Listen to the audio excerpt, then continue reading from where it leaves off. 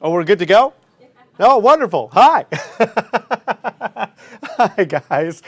Usually Janae's pretty good about saying, all right, we're about to go live. Maybe I didn't hear. My bad. Hey, good Friday morning to you and good Red Friday. Obviously, I've got my Chiefs attire on. Hopefully, you've got yours as well. It's a fun day today. It's a fun day today. But listen, we've got a beautiful, beautiful forecast today right now. I want to just take you right on over to Arrowhead and just show you this stunning view. Oh, clear blue skies. It's looking good. And listen, FYI, I've got a much better forecast. Literally just got a new update coming in when it comes down to our game and the opportunity for wet weather.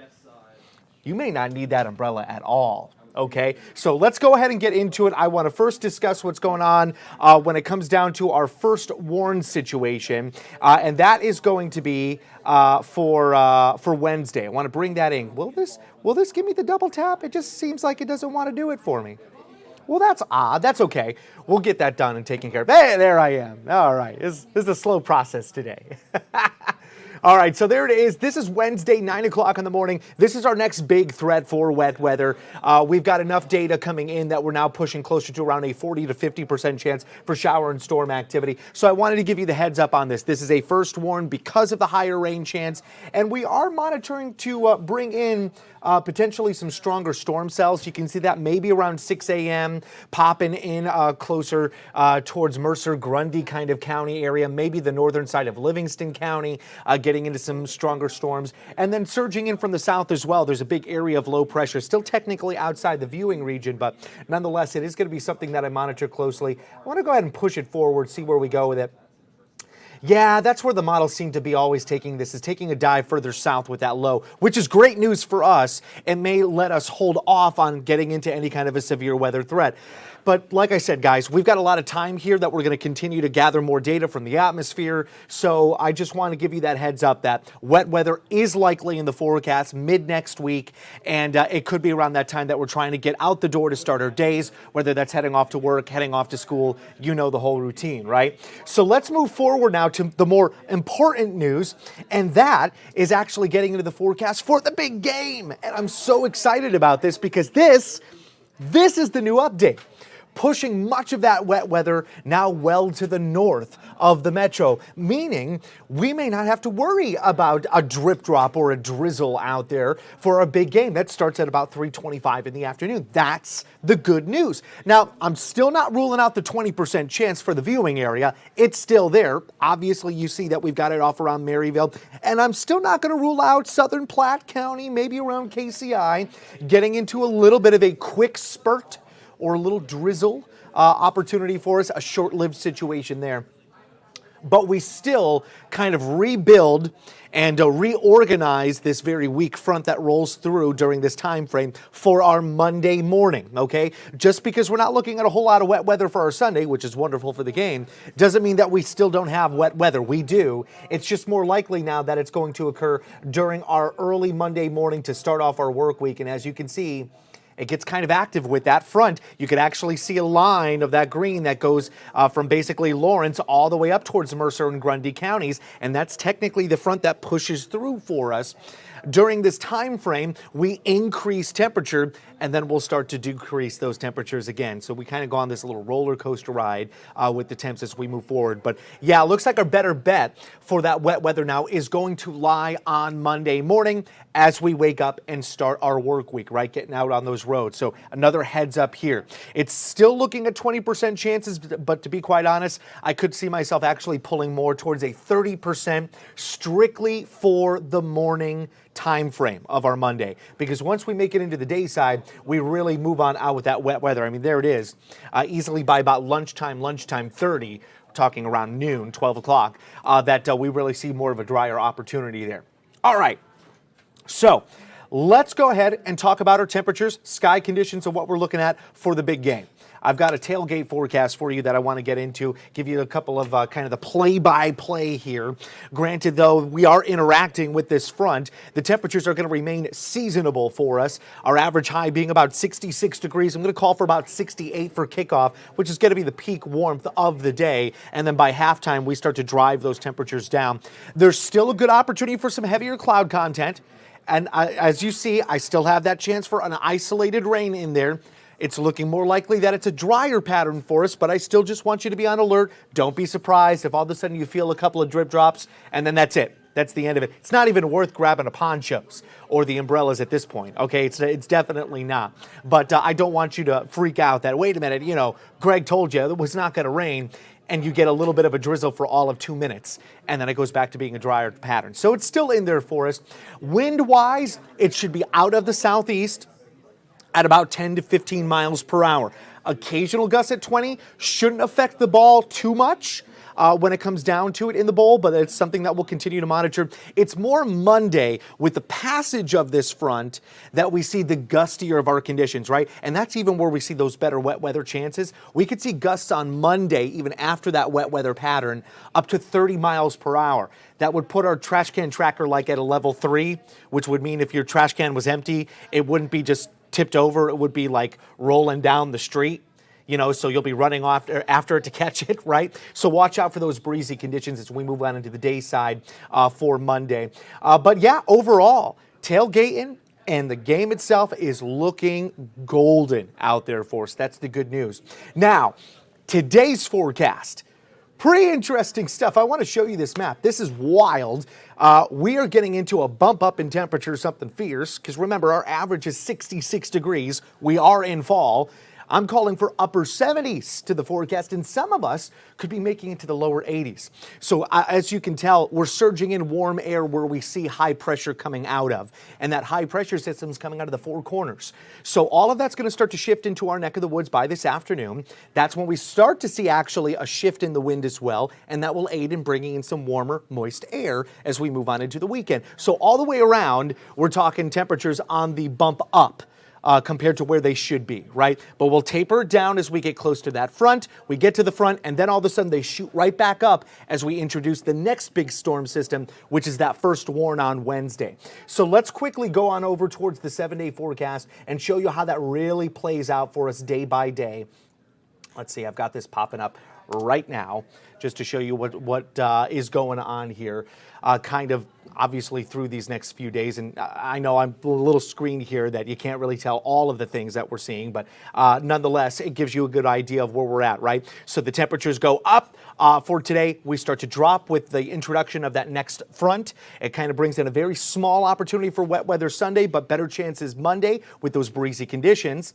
And then we bump up the temperatures again, only to then revert them back down as we get into that next storm system on Wednesday. And that's that front and low pressure combo that could yield an opportunity for a couple of thunderstorms out there. And again, we're still tracking and honing in on that severe weather potential. As you can tell, it's day 6, so it's way far out. Our data is just not conducive for us to really get into the details of maybe a severe weather potential, let alone if we do see severe weather, what is it going to look like for us? So we're going to continue to monitor that closely for you. But man, oh man, I just love the fact that it is a beautiful day out there. It's a beautiful Red Friday. Hopefully you guys enjoy it. We've got a marathon going on as well on Saturday that you should check out. There's a lot of road closures to the south of the metro that we have Bill Hurlbrink discussing, and we'll have that more information on that during the evening as well. But we got to get into something a little bit more serious here. I'm going to pull up something that has been all over our social media, and it's this poor young girl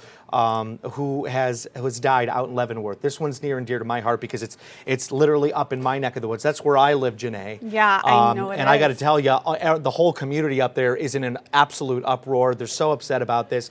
Do we have any new details? Yeah, you know, we still have a lot of questions more than answers right now. But again, taking a look at that photo, we are seeing this all over social media. Like Greg said, it's such a heartbreaking and tragic story. And you can see that quote there saying that this girl was my life. That is the latest quote coming in from the mother of the 1-year-old. Again, we still have a lot of questions. The mother found her 1-year-old dead, and now Leavenworth police, they are investigating this situation. So we're hoping to learn more details throughout the day today, but I do want to take a look at what we do know so far this morning. KCTV5's Mark Paulos reports.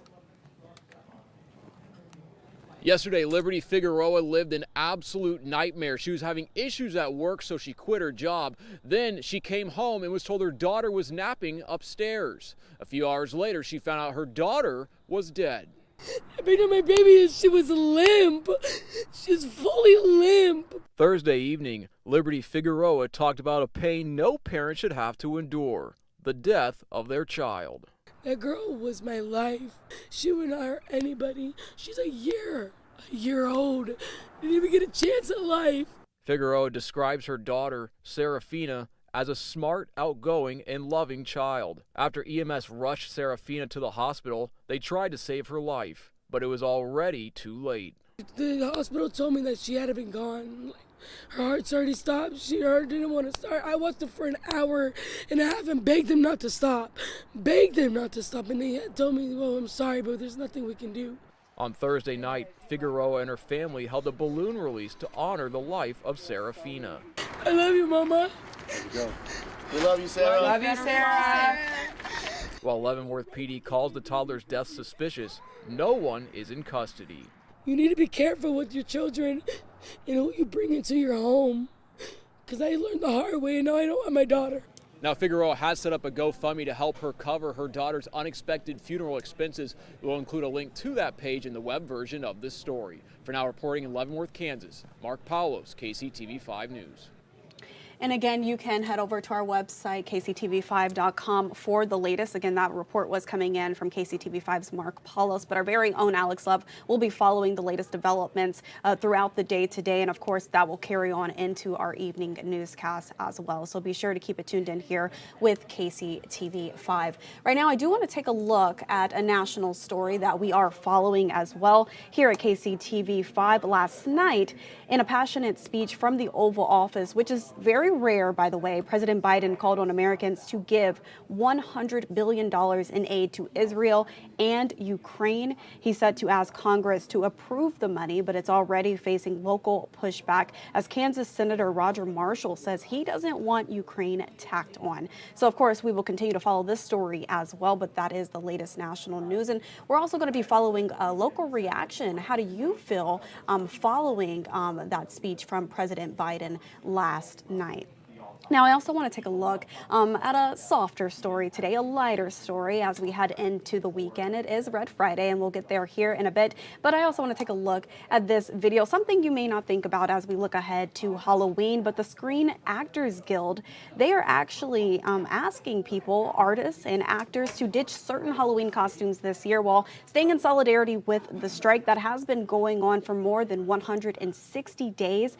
The Actors Union is recommending actors choose costumes inspired by generic characters or ones from an animated television show. The group also suggested actors not post pictures of costumes inspired by striking content to social media in order to not give the studios extra publicity, as we know that strike is still ongoing. And SAG-AFTRA said they want to send a message to their employers. They will not promote their content without a fair contract. And again, I have to go back to that interview that we had with Dee Wallace a few months ago, where she said she's not able to promote the projects that she was working on before the strike, as well as her old projects like the movie E.T.